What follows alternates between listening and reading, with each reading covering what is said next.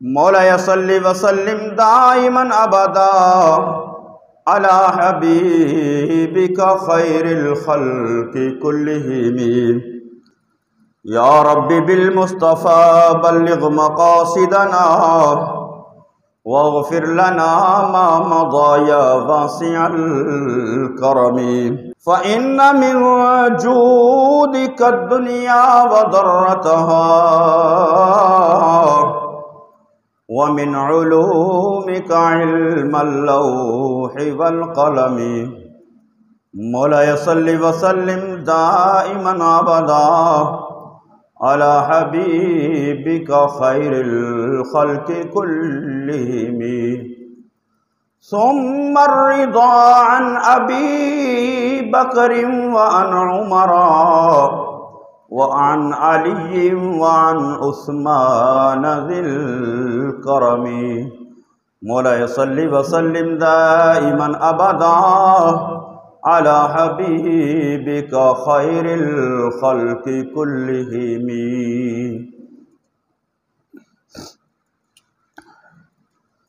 حضرات، اللہ رب العالمین حکم الحاکمین کی حمد و ثناء، تعریف و توصیف اور انگنت اور بے شمار مرتبہ درود و سلام آقا نامدار حضور مدنی تاجدار شفیع روز شمار احمد مختار حبیب پروردگار جناب محمد مصطفیٰ صلی اللہ تعالی علیہ وآلہ وسلم کی ذات بابرکات پر پیش کرنے کے بعد خالق کائنات وحدہ لا شریک کی مقدس اور عظیم بارگاہ کے اندر دعا ہے کہ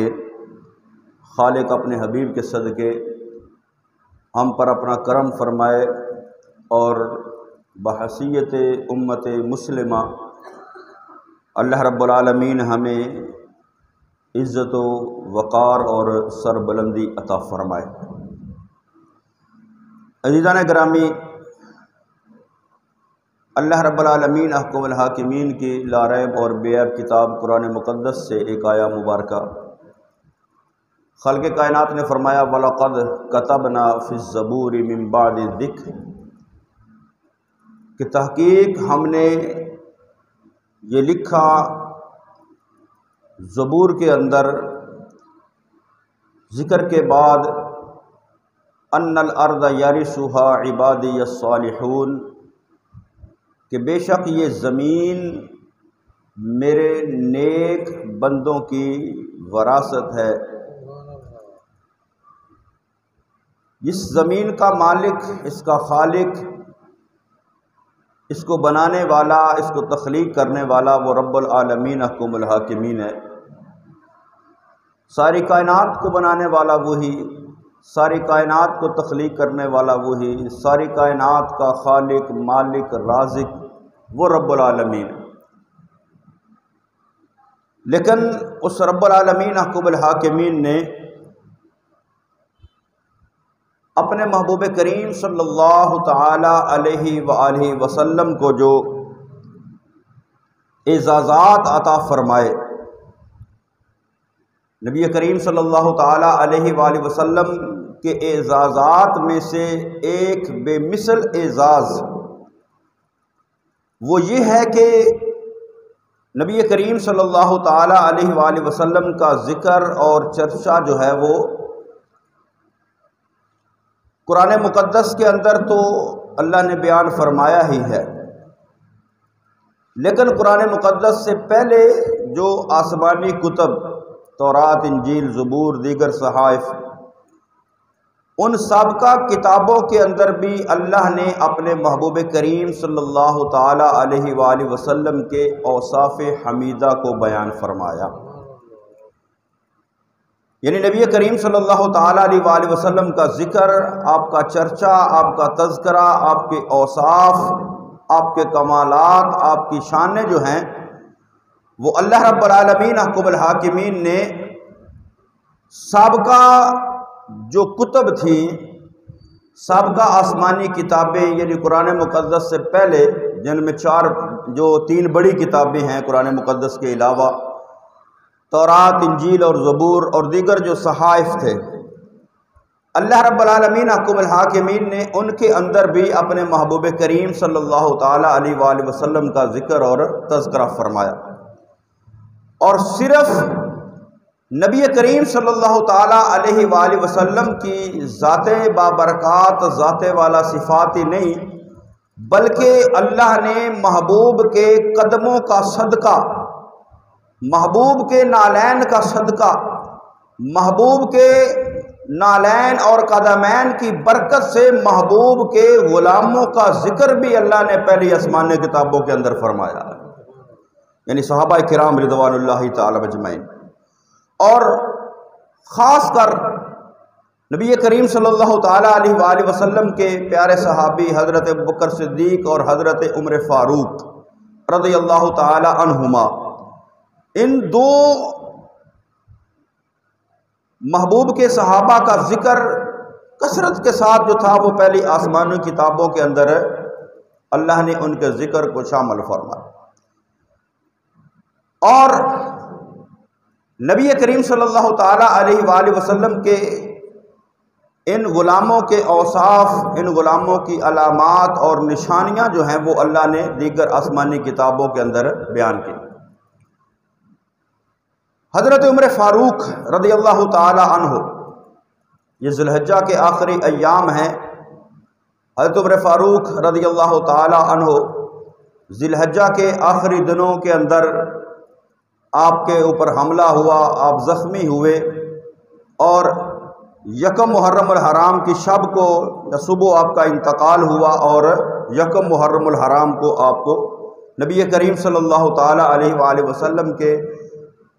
روضہ اقدس کے اندر، حجرہ مبارکہ کے اندر آپ کو دفن کیا گیا۔ تو اس حوالے سے حضرت عمر فاروق رضی اللہ تعالی عنہ کا ذکر اور تذکرہ جو ہے وہ آج کے اس خطاب جمعہ کے اندر۔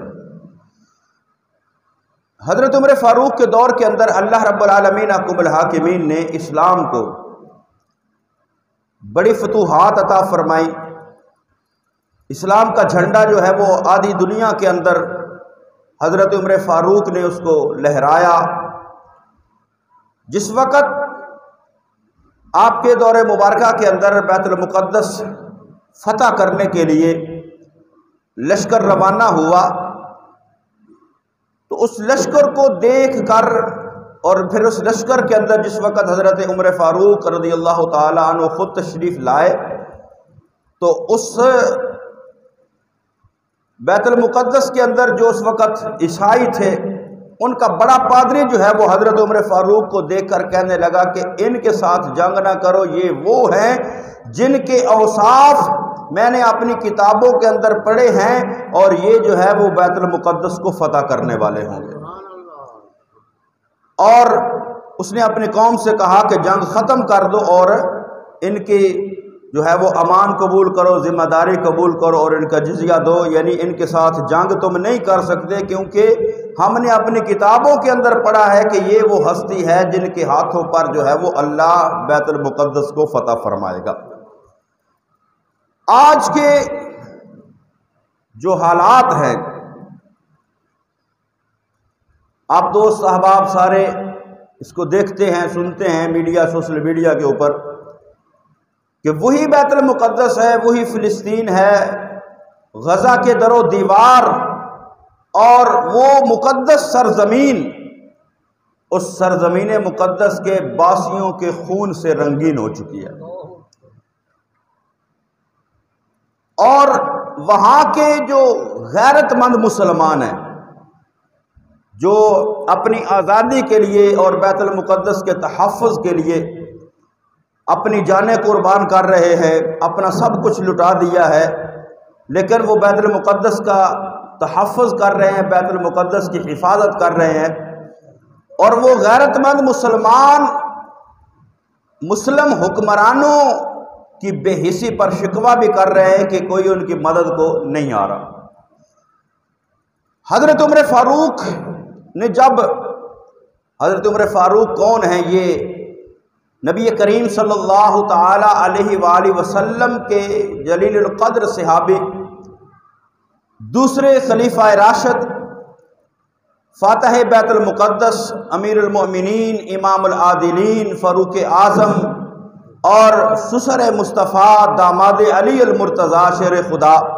حضرت عمر بن خطاب رضی اللہ تعالی عنہ، نبی کریم صلی اللہ تعالی علیہ وآلہ وسلم نے جب اسلام کی دعوت پیش کی اور لوگوں نے، صحابہ کرام رضوان اللہ تعالی اجمعین نے نبی کریم صلی اللہ تعالی علیہ وآلہ وسلم کی دعوت پر لبیک کہتے ہوئے کلمہ پڑھا، لیکن اسلام کے اندر کمزور لوگ تھے، قوت و طاقت والا کوئی نہیں تھا، تو نبی کریم صلی اللہ تعالی علیہ وآلہ وسلم نے اللہ کے بارگاہ کے اندر دعا کی اور حضرت عمر فاروق کے اسلام لانے کے لیے اللہ کے محبوب کریم صلی اللہ علیہ وسلم نے اللہ کی بارگاہ کے اندر دعا کی، یا اللہ عمر کے ذریعے اسلام کو عزت عطا فرما۔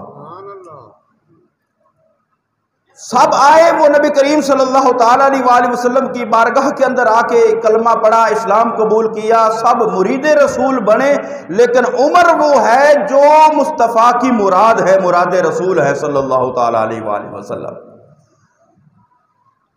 دور جاہلیت کے اندر بھی حضرت عمر فاروق وہ تھے کہ جب چند لوگ لکھنا پڑھنا جانتے تھے تو حضرت عمر فاروق کا شمار بھی ان لوگوں کے اندر تھا۔ اعلیٰ درجے کے گھڑ سوار، طاقتور، عمدہ خطیب، مالدار تاجر، اور آپ کی حیثیت اس معاشرے کے اندر یہ تھی کہ قریش مکہ کی طرف سے بادشاہوں کے درباروں میں بطور سفیر جایا کرتے تھے، تو نبی کریم صلی اللہ تعالی علیہ وآلہ وسلم یہ ان کی خوش نصیبی کہ آقا دو جہاں صلی اللہ تعالی علیہ وآلہ وسلم نے اللہ کی بارگاہ کے اندر دعا کی، یا اللہ عمر کو اسلام کی دولت عطا فرما، عمر کے اسلام سے اسلام کو عزت عطا فرما۔ تو نبی کریم صلی اللہ تعالی علیہ وآلہ وسلم اعلان نبوت کے 6 سال کے اندر حضرت عمر فاروق نے 33 سال کی عمر کے اندر اسلام قبول کیا۔ ذو الحجہ کا مہینہ ہی تھا جب حضرت عمر فاروق نے اسلام قبول کیا، تو اس وقت مسلمانوں کی تعداد جو ہے وہ 40 ہو گئی، 40 کا عدد پورا ہوا، اور علل اعلان جو ہے وہ خانہ کعبہ کے اندر جا کر جو ہے وہ اللہ کی عبادت اور بندگی کی، یعنی حضرت عمر فاروق کے آنے سے مسلمانوں کے اندر جو ہے وہ جذبہ پیدا ہوا، اور حضرت عمر فاروق ان کو لے کر، مسلمانوں کو لے کر جو ہے وہ بیت اللہ کے اندر جا کر نماز ادا کی۔ 7 سال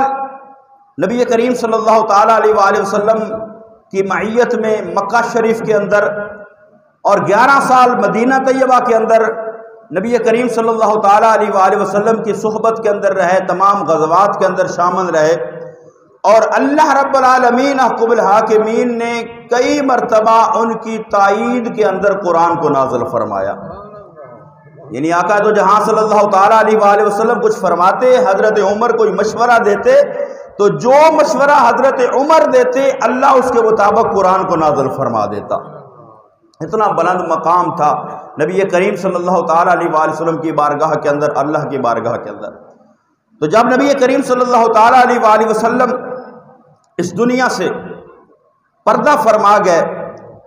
تو حضرت ابوبکر صدیق کو خلیفہ نامزد کروانے میں حضرت عمر فاروق نے اپنا کردار جو ہے وہ نمایاں طور پر ادا کیا، اور تقریباً 2.5 سال حضرت ابوبکر صدیق کے ساتھ ان کے مشیر خاص بن کر رہے، اور پھر حضرت ابوبکر صدیق کے اس دنیا سے پردہ فرمانے کے بعد جو ہے وہ آپ دوسرے خلیفہ مقرر ہوئے، دوسرا خلیفہ نامزد ہوئے، اور تقریباً 10 سال خلافت کے اندر جب بسر کیے تو عدل و انصاف کا وہ نظام قائم کیا کہ عدل و انصاف کے جھنڈے لہرا دیے، اور دنیا کے اندر اسلام کا جو جھنڈا تھا، اسلام کا جو عالم تھا، اس کو بلند فرمایا۔ 10 سال خلافت کے بعد ذی الحجہ کے آخری ایام تھے، فجر کی نماز کے اندر اس بدبخت نے حملہ کیا، آپ زخمی ہوئے، اور 2-3 دن جو تھے وہ آپ زخمی رہنے کے بعد 1 محرم الحرام کو آپ کا وصال اور تدفین ہوئی، اور آقا دو جہاں صلی اللہ تعالی علیہ وآلہ وسلم کے مزار اقدس کے اندر نبی کریم صلی اللہ تعالیٰ علیہ وآلہ وسلم کے پہلو کے اندر دفن ہوئے، اور آقا دو جہاں صلی اللہ تعالیٰ علیہ وآلہ وسلم نے اپنی ظاہری حیات طیبہ کے اندر یہ فرما دیا تھا، حضرت ابوبکر صدیق کا ہاتھ پکڑ کر اور حضرت عمر کا ہاتھ پکڑ کر نبی کریم صلی اللہ تعالیٰ علیہ وآلہ وسلم نے اپنے دونوں غلاموں کا، دونوں صحابہ کا ہاتھ اس طرح اپنے ہاتھوں میں لے کر یہ اعلان فرمایا میرے آسمانوں کے اندر بھی وزیر ہے، میرے زمین کے اندر بھی وزیر ہیں۔ فرمایا میرے زمین کے اندر جو وزیر ہیں، ایک کا نام ابوبکر ہے اور ایک کا نام عمر ہے رضی اللہ تعالیٰ، اور فرمایا جب کل قیامت برپا ہوگی، فرمایا اس طرح ہاتھوں میں ہاتھ لے کر حضرت ابوبکر صدیق کا، حضرت عمر فاروق کا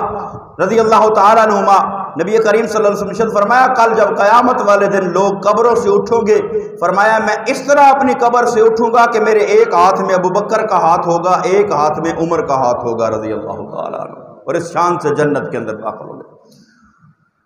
تو میں عرض کر رہا تھا کہ بیت المقدس حضرت عمر فاروق کے دور کے اندر فتح ہوا، حضرت عمر فاروق فاتح بیت المقدس بھی ہے۔ نبی کریم صلی اللہ تعالیٰ علیہ وآلہ وسلم کے دین اسلام کا جھنڈا دنیا کے اندر پھیلانے کے لیے حضرت عمر فاروق نے جنگ یرموک کے اندر حضرت سیدنا ابو عبیدہ بن جراح کو لشکر کا سپہ سالار مقرر فرمایا اور شام کی طرف روانہ کیا۔ 16 ہجری کے اندر شام فتح ہوا جنگ یرموک کے اندر، تو حضرت ابو عبیدہ بن جراح نے خط لکھ کر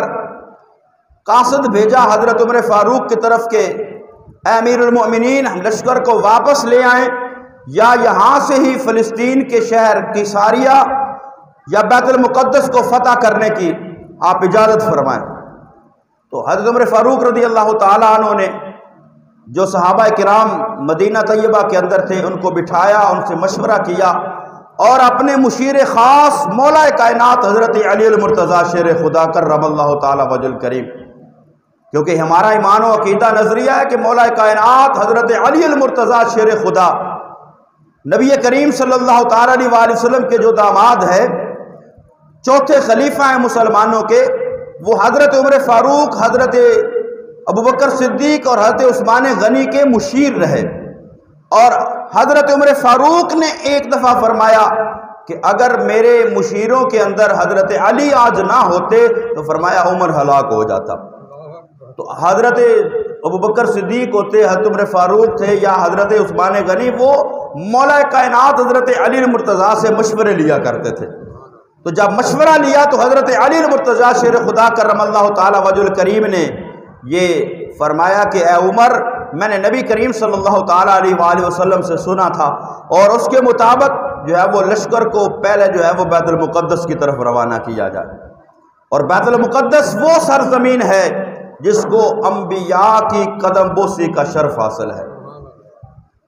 شب معراج نبی کریم صلی اللہ تعالیٰ علیہ وآلہ وسلم تمام انبیاء کرام کے ساتھ بیت المقدس کے اندر جلوہ افروز ہوئے، اور آقا دو جہاں صلی اللہ تعالیٰ علیہ وآلہ وسلم نے تمام انبیاء کرام کی امامت کروائی، تمام انبیاء کرام نے نبی کریم صلی اللہ تعالیٰ علیہ وآلہ وسلم کی اقتداء کے اندر جو ہے وہ بیت المقدس کے اندر نماز ادا کی۔ یعنی اتنی مقدس اور پاک سرزمین ہے وہ جہاں انبیاء کے قدم لگے۔ تو حضرت عمر فاروق نے پھر حضرت علی المرتضیٰ شیر خدا کے مشورہ پر 35,000 مجاہدین کا لشکر جو ہے وہ بیت المقدس کی طرف روانہ کیا۔ حضرت سیدنا ابو عبیدہ بن جراح کی سپہ سالاری کے اندر، تو جب لشکر اسلام بیت المقدس کے اندر پہنچا تو اس وقت عیسائی اس شہر کے اندر رہائش پذیر تھے، تو عیسائیوں کے ساتھ ان کو پہلے دعوت اسلام دی، کیونکہ اسلام کا لشکر جہاں بھی جاتا وہ پہلے اسلام کی دعوت پیش کرتا۔ اگر اسلام قبول کر لیتے تو کوئی جنگ نہیں، اگر اسلام قبول نہیں کرتے تو پھر ان کو کہا جاتا کہ تم اسلامی سلطنت کے جو ہے وہ زیر سایہ آ جاؤ، جزیہ دو، اور تمہاری ذمہ داری جو ہے وہ اسلامی سلطنت کے اوپر ہوگی۔ تو لشکر اسلام نے ان کو پہلے دعوت دی، اور پھر ان کو جزیہ دینے کا جو ہے وہ حکم دیا، نہیں تو پھر جب انہوں نے انکار کیا تو پھر ان کے ساتھ جو ہے وہ جنگ۔ تو 4 مہینے تک لشکر اسلام نے اس قلعے کا محاصرہ کیا اور وہ پادری وہ عیسائی ان کے ساتھ جھڑپیں اور لڑائی ہوتی رہی۔ تو 4 مہینے گزرنے کے بعد جب اسلامی لشکر کے سربراہ اور عیسائیوں کے درمیان مذاکرات ہوئے، بات چیت ہوئی کہ بھئی 4 مہینے ہو گئے، کوئی نہ اس کا حل نکل رہا ہے، نہ لڑائی ختم ہو رہی ہے، نہ وہ اسلام قبول کر رہے ہیں۔ تو اس کے مذاکرات ہوئے تو وہ عیسائی جو تھے ان کا سب سے بڑا پادری کہنے لگا کہ اے مسلمانوں، اگر تم 20 سال تک بھی اس کا محاصرہ کرتے رہو، لڑائی کرتے رہو، تو تم جو ہے وہ اس بیت المقدس کو فتح نہیں کر سکتے۔ تو مسلمان حیران ہوئے، کہنے لگے اس کی کیا وجہ؟ تو وہ کہنے لگا عیسائی، کیونکہ یہ بیت المقدس نبی کریم صلی اللہ تعالیٰ علیہ وآلہ وسلم اللہ کے آخری پیغمبر کے جس صحابی کے ہاتھوں سے فتح ہوگا اس کے اوصاف جو ہے وہ ہماری کتابوں کے اندر موجود ہیں، تمہارے اندر وہ اوصاف موجود نہیں۔ تو حضرت ابو عبیدہ بن جراح کہنے لگے بھئی ان کے اوصاف کیا ہیں؟ کون ہوگا وہ جو بیت المقدس کو فتح کرے گا؟ تو وہ عیسائی پادری کہنے لگا انہو یفتح ہذہ البلدۃ صاحب محمد اسمہ عمر یعرف بالفاروق وہو رجل شدید لا تاخذہ فی اللہ لومۃ لائم۔ وہ کہنے لگا جس شخص کے ہاتھوں یہ شہر فتح ہوگا وہ محمد الرسول اللہ صلی اللہ تعالیٰ علیہ وآلہ وسلم کا صحابی ہوگا، صاحب ہوگا، نام اس کا عمر ہوگا، فاروق اس کا لقب ہوگا، اور وہ بڑا سخت ہوگا دین کے معاملے کے اندر، اور اللہ کے معاملے کے اندر وہ کسی ملامت کرنے والے کی ملامت کی پرواہ نہیں کرے گا۔ جب وہ شخص آئے گا پھر جو ہے وہ یہ بیت المقدس فتح ہوگا، تم 20 سال بھی لگے رہو یہ بیت المقدس تم فتح نہیں کرے گا۔ تو حضرت عبیدہ بن جراح کہنے لگے کہ ہمارے امیر المؤمنین جو ہیں وہ عمر فاروق رضی اللہ تعالیٰ۔ تو وہ پادری کہنے لگا کہ اگر عمر تمہارا امیر المؤمنین ہے تو پھر عمر کو بلاؤ۔ تو عمر اگر آ گئے، اگر ان کے جو اوصاف ہماری کتابوں کے اندر موجود ہیں، اگر تو وہ ساری صفات ان کے اندر موجود ہوگی تو ہم بغیر جنگ کیے اپنے آپ کو ان کے حوالے کر دیں گے۔ تو حضرت ابو عبیدہ بن جراح نے حضرت میسرہ صحابی ہیں رسول صلی اللہ تعالیٰ علیہ وآلہ وسلم، ان کے ہاتھوں خط بھیجا حضرت عمر کی طرف۔ تو حضرت میسرہ رات کے وقت مدینہ طیبہ کے اندر پہنچے، رات مسجد نبوی کے اندر قیام کیا۔ قیام کرنے کے بعد جب صبح فجر ہوئی، حضرت عمر فاروق نے فجر کی جو ہے وہ امامت کروائی، نماز پڑھائی۔ نماز پڑھانے کے بعد حضرت میسرہ نے ابو عبیدہ بن جراح کا جو ہے وہ خط پیش کیا۔ تو پھر حضرت عمر فاروق نے مشورہ کیا بھئی کیا کرنا چاہیے۔ تو پھر جو مشیر خاص مولا کائنات حضرت علی المرتضیٰ شیر خدا کرم اللہ تعالیٰ وجہ الکریم نے فرمایا کہ عمر تمہیں جانا چاہیے، تمہارے جانے سے اللہ اسلام کو عزت عطا فرمائے گا اور تمہیں قدم قدم پر نیکیاں عطا فرمائے گا۔ تو حضرت عمر فاروق روانہ ہوئے، حضرت علی المرتضیٰ شیر خدا کو مدینہ طیبہ کے اندر اپنا جانشین مقرر فرمایا، اور روانہ ہوئے تو کس حال کے اندر کہ اپنا سرخ رنگ کا اونٹ اور اس کے اوپر حضرت عمر سوار ہوتے ہیں، اکیلے ہی بیت المقدس کی طرف روانہ ہو جاتے ہیں۔ ایک مشکیزہ پانی کا ساتھ ہے، 2 تھیلیاں ہیں، ایک کے اندر ستو ہے، ایک کے اندر جو ہے وہ چھوہارے ہیں، ایک بڑا سا پیالہ، یہ سامان لے کر امیر المؤمنین عمر فاروق روانہ ہوئے۔ فجر کی نماز کے وقت پہنچے شام کے اندر، بیت المقدس کے اندر فجر کی نماز پڑھائی۔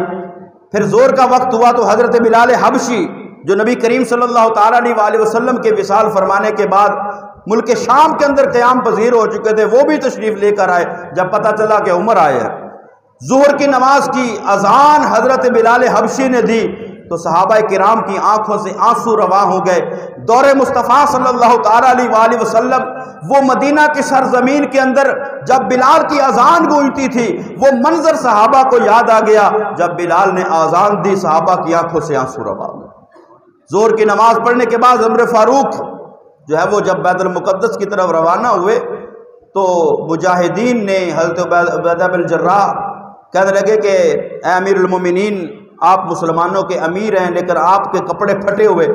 14 پیوند لگے ہوئے، آدھی دنیا کا حکمران ہے، 14 پیوند لگے ہوئے ہیں اپنے لباس کے اوپر۔ تو انہوں نے عرض کی کہ آپ اونٹ کی بجائے رومی نسل جو ہے وہ اعلیٰ قسم کا گھوڑا، اس گھوڑے پر سوار ہو جائے، اعلیٰ لباس جو ہے وہ پہنے، مصری لباس۔ تو آپ نے جب پہنا، مجاہدین کے کہنے پر، صحابہ کرام کے کہنے پر، وہ جب اعلیٰ لباس پہنا، اعلیٰ گھوڑے پر سوار ہوئے تو تھوڑی دیر جو ہے وہ آگے چلے تو فرمایا مجھے سواری سے نیچے اتار کے مجھے میری سواری اور میرا لباس دے دو، کیونکہ آقا دو جہاں صلی اللہ علیہ وسلم فرمایا لا يدخل الجنت فی قلبی مثقال ذرۃ من الکبر، فرمایا جس کے دل کے اندر ذرہ برابر بھی تکبر ہوگا وہ جنت کے اندر نہیں جائے گا۔ اس اعلیٰ سواری اور لباس کے اندر جو ہے کہیں میرے دل کے اندر تکبر نہ پیدا ہو جائے۔ اسی اپنی سواری پر بیٹھے، وہی اپنا لباس جو پہنا، اور اکیلے جب اس قلعے کی طرف گیا تو وہ عیسائیوں کا بڑا پادری جس وقت اس نے دیکھا، اور دیکھ کر وہ اپنے لوگوں سے کہنے لگا کہ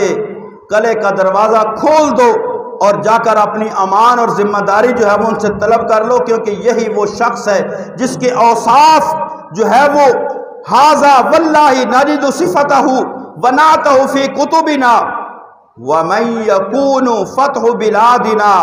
عَلَى يَدَيْهِ بِلَا مَحَالَةَ، وہ کہنے لگا کہ یہی وہ شخص ہے، یہی وہ شخصیت ہے، یہی وہ ہستی ہے کہ جس کے ہاتھوں پر جو ہے وہ اللہ اس شہر کو فتح فرمائے گا، لہذا ان سے جنگ نہ کرو، جا کر جو ہے وہ اپنی امان اور ذمہ داری قبول کر لو۔ بات کرنے کا مقصد اور اس جو ہے وہ بات کو بیان کرنے کا یہ فتوح الشام کے اندر جو ہے یہ سارا تذکرہ اور واقعہ موجود ہے، تاریخ کی کتاب، کہ جب مسلمان نبی کریم صلی اللہ تعالی علیہ وآلہ وسلم کے سچے اور سچے غلام تھے۔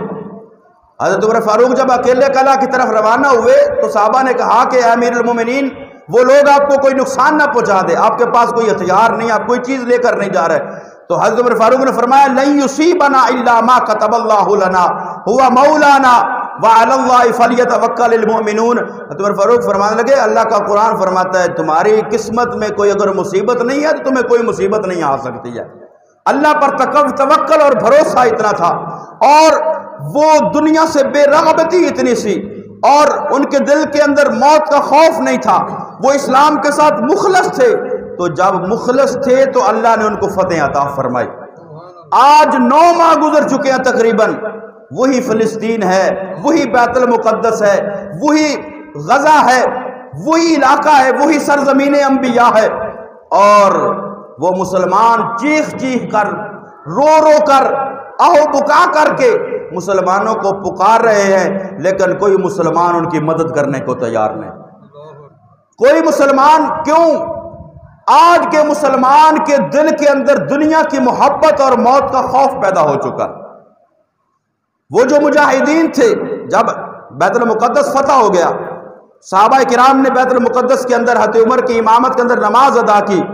تو لشکر اسلام بیت المقدس کی طرف جاتا تو عیسائیوں نے یہ سازش کی کہ رستے کے اندر بڑا دولت اور بڑا مال جو ہے وہ رکھ دیا کہ اگر مسلمان اس مال کو اٹھائیں گے تو ان کے دل کے اندر دنیا کی محبت ہوگی، پھر جب نماز کے اندر مشغول ہوں گے پھر ہم ان پر حملہ کریں گے۔ لیکن مسلمان جاتے اس راستے کے اندر دنیا کی دولت پڑی ہوئی ہے،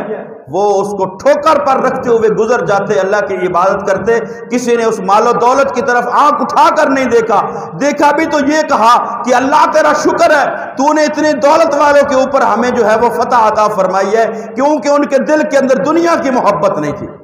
آج مسلمان اربوں کی تعداد کے اندر دنیا کے اندر موجود ہیں، لیکن کیا ہے کہ مسلمان بھائی ظلم و ستم کا شکار ہیں۔ مسلمانوں کے اوپر، اور خاص کر وہ بیت المقدس کے ان عظیم مسلمانوں کے اوپر جو آج بھی اسلام کے اوپر قائم و دائم ہیں، بیت المقدس کے تحفظ کی خاطر اپنی جانوں کو قربان کر رہے ہیں، اپنے بچے قربان کروا دیے، اپنا سب کچھ لٹا دیا ہے، اور مسلمانوں کو پکار رہے ہیں مدد کے لیے، کوئی مسلمان ان کی مدد کرنے کو تیار نہیں۔ کیوں؟ آج کے مسلمان قوم کے اندر، مسلم حکمرانوں کے اندر جو ہے وہ دنیا کی محبت پیدا ہو چکی، دنیا کی محبت اور موت کا خوف پیدا ہو چکا ہے، عیش و عشرت جو ہے وہ ہمارے اندر آ چکی ہے۔ لیکن جب بھی مسلمان اللہ اور اس کے رسول صلی اللہ تعالیٰ علیہ وآلہ وسلم کا حقیقی جو ہے وہ تابع دار بن کر، تابع فرمان بن کر، دنیا کی محبت کو دل سے نکال کر اور موت کے خوف کو دل سے نکال کر، جب مسلمان دوسرے مسلمان کی تکلیف کو اپنی تکلیف سمجھ کر، دوسرے مسلمان کی مصیبت کو اپنی مصیبت سمجھ کر، اب آج بھی مسلمان اگر مسلمان کی مدد کرنے نکلے گا تو اللہ کی مدد ضرور شامل حال ہوگی، اللہ کی مدد و نصرت ضرور شامل ہوگی۔ تو حضرت عمر فاروق رضی اللہ تعالیٰ عنہ وہ فاتح بیت المقدس ہیں جنہوں نے بیت المقدس کو آزاد کروایا۔ تو آج وہ غزہ کے مسلمان جو ہے وہ مسلمانوں کی طرف دیکھ رہے ہیں، لیکن مسلمان حکمران اور قومیں بے حس ہو چکی ہیں۔ اللہ مسلمانوں کے اندر وہی جذبہ پیدا فرمائے اور مسلمان بھائیوں کی مدد کرنے کا جذبہ پیدا فرمائے، اور اللہ رب العالمین حکم الحاکمین اس بیت المقدس کو آزاد کروانے کے لیے کوئی حضرت عمر جیسا کوئی پھر جو ہے وہ اللہ ایسا مرد قلندر عطا فرما دے جو بیت المقدس کو آزاد کروائے اور وہاں پر اسلام کا جھنڈا جو ہے وہ اس کو لہرا دے۔ تو اللہ رب العالمین حکم الحاکمین ہمیں بحیثیت قوم جو ہے وہ جاگنے کی، بحیثیت قوم دوسرے مسلمانوں کی تکلیف کو محسوس کرنے کی اللہ رب العالمین حکم الحاکمین ہمیں توفیق عطا فرمائے، جذبہ عطا فرمائے، اور اللہ مسلمانوں کو عزت اور سر بلندی عطا فرمائے۔ آمین وما علیہ الا البلاغ المبین۔